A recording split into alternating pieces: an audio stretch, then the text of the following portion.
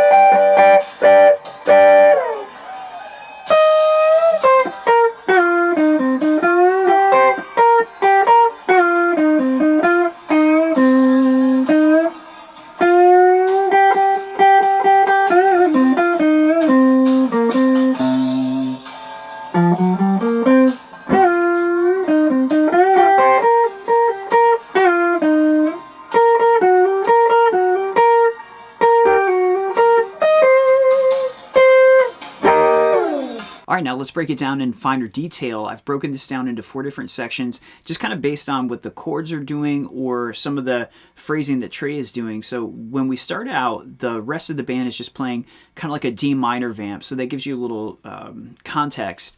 Trey is mostly playing off of like a D minor blues scale, plus he's adding the 9th in. All right, here we go. We're going to start out in this, if you can kind of imagine a D minor bar chord, that's sort of where we're kicking things off. And Trey is going to do this lick that starts on 7 of the D string. And then he immediately slides up with the index into this next pentatonic position, kind of from 4th position to 5th position. And then he does this pre-bend from the 3rd to the 9th, the minor 3rd, I should say. Then he slides back down to the position we were before. So that again.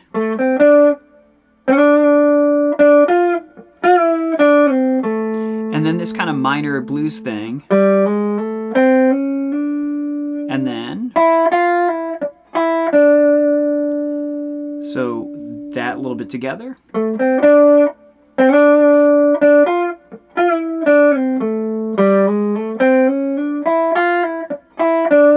Picking up from there, he's going to start on the 5th of D minor, which is an A, and go like this. Then a D minor scale up like that. Okay, now this part's really cool. He does this little mini chromatic thing. Love that. So, do you hear that bouncy syncopation there? So he's going from the beginning of that lick.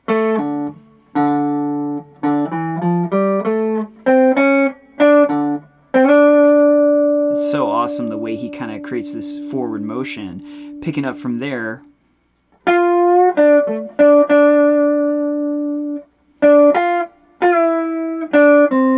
So there's that bend again with the minor 3rd going down to the 2nd. It's just this beautiful extra color in the pentatonic, or to add to the pentatonic rather. So again. Now this next lick is so cool. I've heard Trey do this kind of thing before. It's kind of a classic Treyism. So he's going to slide down from 7 to 5 a D. Like that. So again.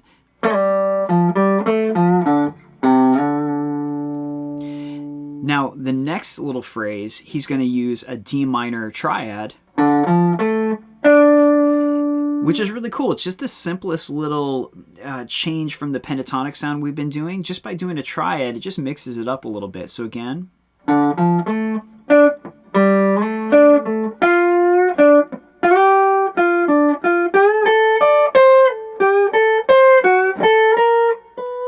Now this 12th fret will kind of mark the 2nd section that I was thinking of, but there's a little bit to break down in there. Let me go back to this kind of D minor triad. Now he's going to go to 5 of D and slide.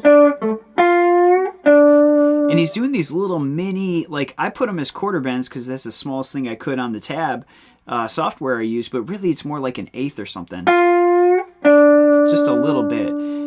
So he uses that slide to kind of move up. Let me go back to the D minor triad.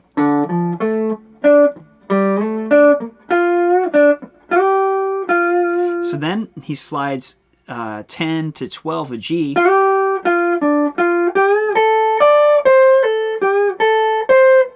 Now he throws in a major 3rd. I have no idea if that was intentional, but it works so well. Even though it's a minor jam, it just sounds so cool. It has this beautiful tension to it. And then he chromatically kind of walks up to 12. Now 12, it sounds like he kind of, for lack of a better way of saying it, kind of stumbles upon that note. I can't quite tell if it's a bend or a slide. I just put it as a fretted 12th fret. But let me do that last little phrase.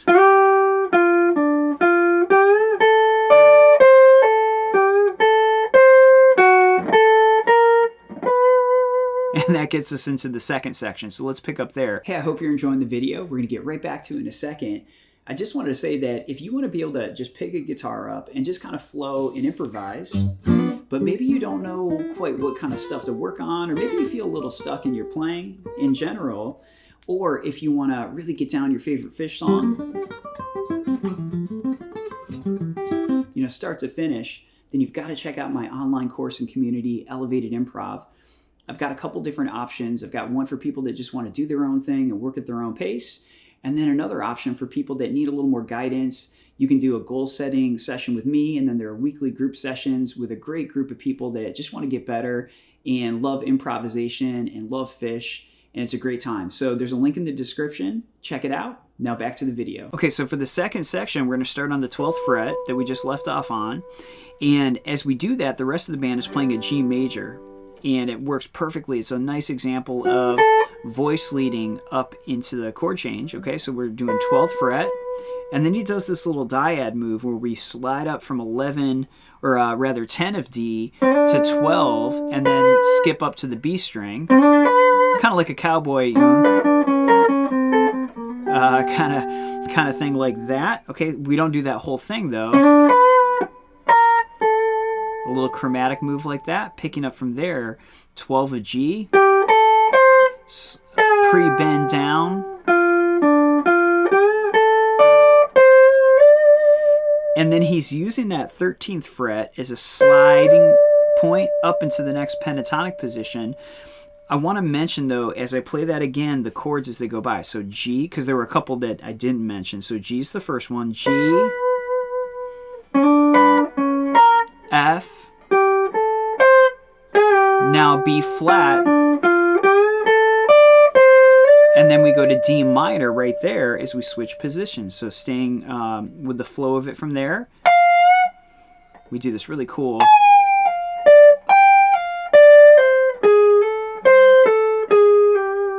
Now let me pause right there. During that D minor, or the rest of the band's playing D minor, this lick I've heard Trey do, for example, in You Enjoy Myself, this kind of he in that context it's like a G blues. This is a different key, but it's the same kind of thing. So let me go, actually I want to shuffle back a little bit, a measure before that on the 12th fret of G.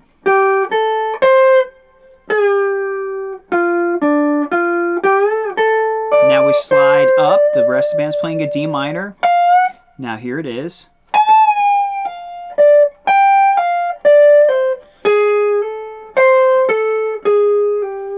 Now from there, switch to 12 of D, pre-bend. Then we're back to the G major chord.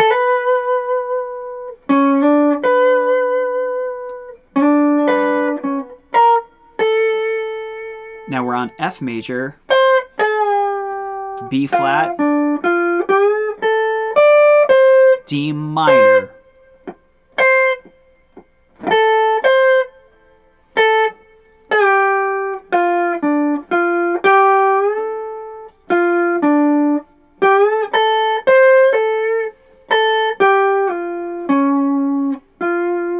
Now the 10th fret where I left off, that'll be the next change. So I thought of that as like the third section. Let me go back a little bit to the change to G. So we're going to hammer on to 12th fret of B.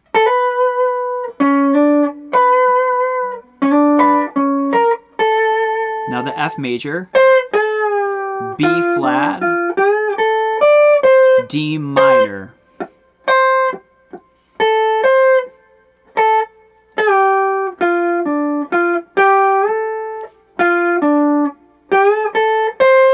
Now check this right. This thing right here is so cool. It's almost like from Layla. This kind of little piece right here. It's amazing how you can take a little bit. Now, obviously, I have no idea if that's what he was thinking of. It's just what it reminds me of. But usually here we would expect the D natural, but he's doing a D flat instead. Again, no idea if that's on purpose, but it sure is awesome. Okay, now let's keep it moving. The next chord change, now we're getting into the part where the rest of the band is playing like an F major 7, and then they're going to switch down to an E minor and kind of back and forth a couple times. So we're on an F, and he plays the note F, and it looks like he's kind of working out of maybe like an F major pentatonic, or maybe you could think of it as an F, like a G shape of an F chord. At any rate, 10th fret.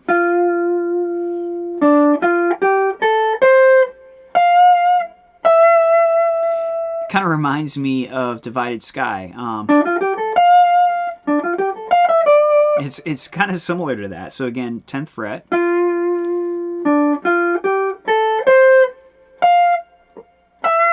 Moving on, 10 of E.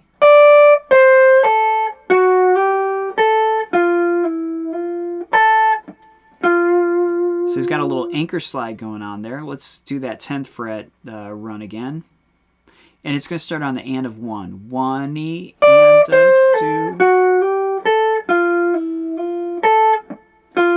Now the chord changes to E minor 7, and so he's going to do this little E minor triad.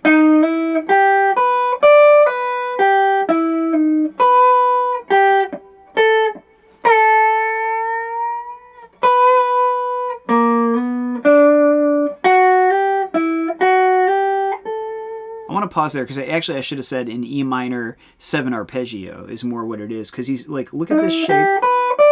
I've heard him do that a ton, like he does it on David Bowie, that little shape. And also he does it a lot like on Cities. That's another song where he'll...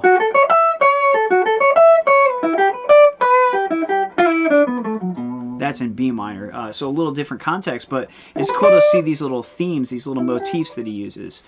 Let's go from that E minor 7 arpeggio, so sliding up from 8 to 9 on the G string.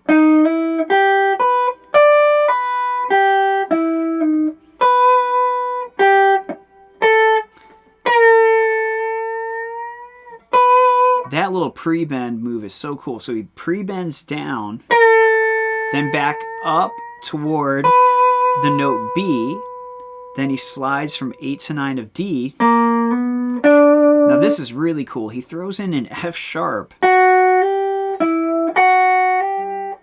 as we head back to the F major 7. Now he's playing the 3rd of F right there. Then this kind of Jessica lick. It doesn't sound like Jessica, but you can see it's kind of in the DNA. Then up to 13, slide up. That was all against an F major 7. Now we're switching back to the E minor, and he hits an E. E minor pentatonic.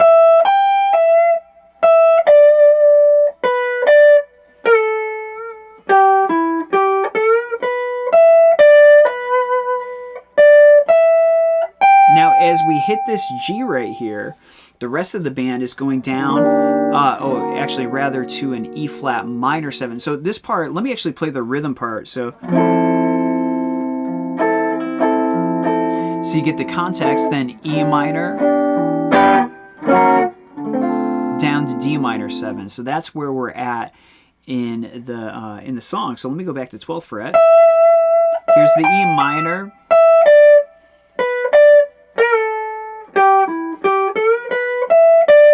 Now E flat minor 7, he slides to the minor 3rd of D minor, which is the next chord.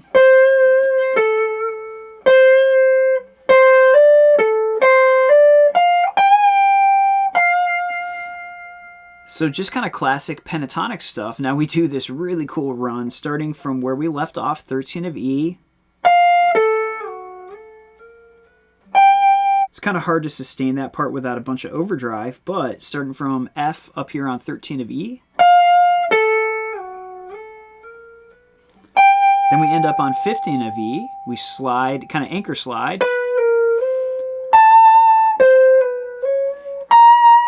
And then up to 19. Finally, we do this G kind of first inversion triad.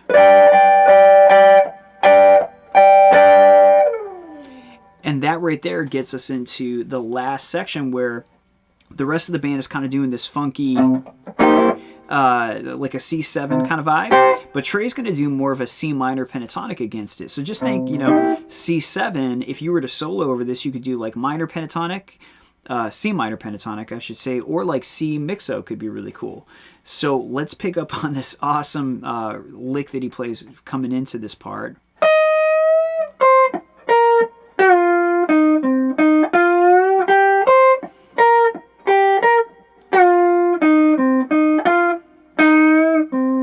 Okay, that is worth kind of breaking down a little more. We're going to start on the 11th fret. I think he's doing it with the pinky, but do your thing either way. The important thing here, though, I think, is that we're playing this minor 3rd of C, but we're bending up a little bit. Like that. Then he mutes the G string, so it's a lot of that percussive kind of stuff. Pre-bend.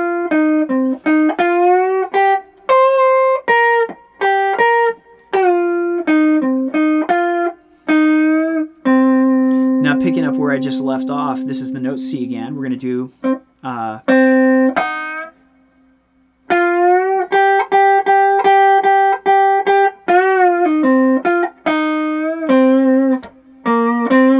Let me break down those two measures. So right here, we've got a couple classic little Trey / general bluesisms here. So we're going from the root of C to the kind of like, it's a non-committal third. It's kind of minor third to major. Then we bend up on the 10th fret. We're hitting the 5th there. We do it a couple more times, 4 more times. And then this triplet kind of bend. That's a really good lick to just have down in your arsenal. So,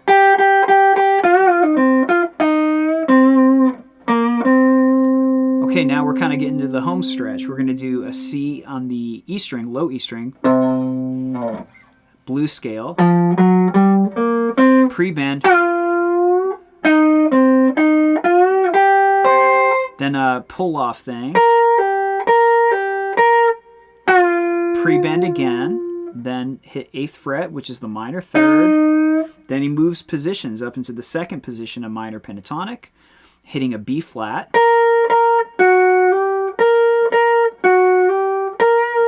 Then this little last anchor slide thing.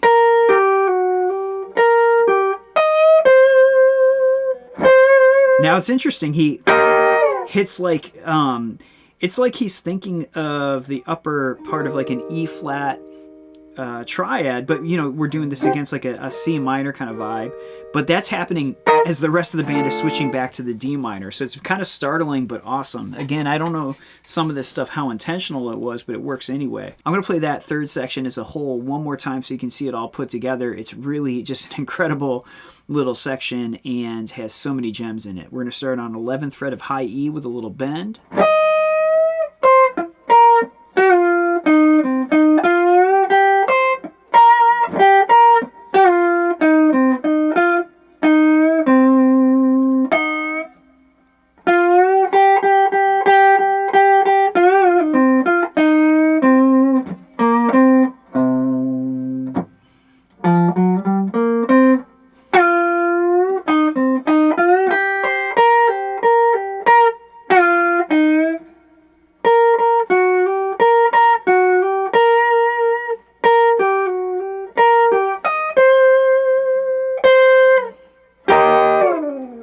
If you stuck around to this point, thank you so much for spending your time with me. I hope you got something out of that as always and enjoyed it. And shout out to Kieran who suggested this. This was a great call.